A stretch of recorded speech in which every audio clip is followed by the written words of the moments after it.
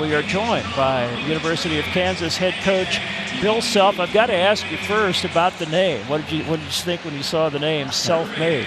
Well, I was okay before the game started, and we're down 11 right now. So, no, that's something the guys came up with. You know, and I looked at this group of players that are playing for Self-Made over the span of their careers, covers 14 years. You averaged 30 and 7 per season over that span. So it's been a great run for you and these guys. Yeah, you know, there's a lot of really good players out there. I don't think they've really had much time to mesh yet. And you know, unfortunately, the biggest concern that we have right now is, you know, what's up with Perry.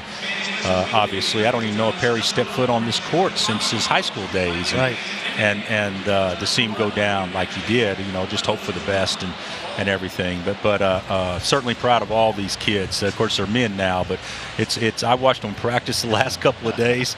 And it's amazing the maturity. They actually communicate with each other without throwing a tantrum, and they actually like each other. And no one's yelling at them. And nobody's yelling at them. I think my strategy wasn't very good back when I coached them. What is it like to see, you know, it's a flashback to an incredible era so far. What's it like to see everybody back together? Well, I tell you what was cool for me is my office happens to overlook the practice court, as you know, Fran. And I'm out there watching them, and I'm watching Brady and Brennan coach them. Sharon's around, obviously. Chase Buford's been around. Guys that were really nice players for me, but, you know, not superstars. And to see how they've developed into coaches, I mean, was fun to see. And then certainly seeing the guys on the court, it was amazing. I just sat and watched. And then I couldn't help myself. I had to step in. Hey, guys, wouldn't it be easier if we just did this? But certainly it's fun. And it's really nice to see you know, the men that they've grown into and how much they like each other and certainly care about the place.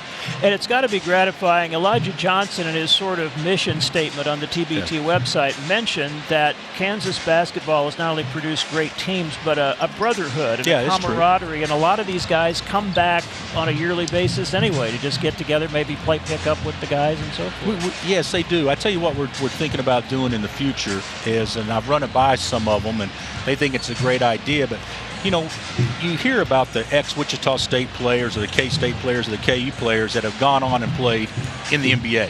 But there's so many more that are playing elsewhere and actually doing it for a living. So I think what we're going to try to do is have a training camp next year, Fran, like before they would report back, have a week where they can come, you know, and stay there and work against each other and, you know, get good run up and down, and that gives them all an opportunity to come back and because as you guys know, Wichita or Manhattan or certainly Lawrence, you know, it's not the easiest place to come back to, because if you want to be around other good players and everything, the metropolitan areas are obviously easier, but to get these guys back for a week every summer, I think would be something that everybody would enjoy. You got Darrell Arthur, who had a really solid NBA career before injuries curtailed him, and he's become like an incredible leader. Unbelievable. Yeah. He's great. What's it like to have his voice back, knowing the Nuggets love him? They loved him. Yes. And I said to him the other day, I said, Shay, you know the Nuggets loved you, didn't you? He said, I know.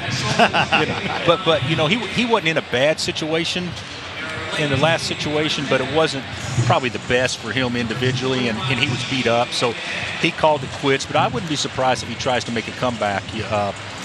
Certainly physically he can still do the things they could do, but he's so good with the young kids. I mean, and just to hear, the one thing that I would say this about that I've noticed more than anything is how much these guys talk. You know, communication is the worst thing that all teams do. And coach will complain about that more than anything from the start of practice to the end of the year.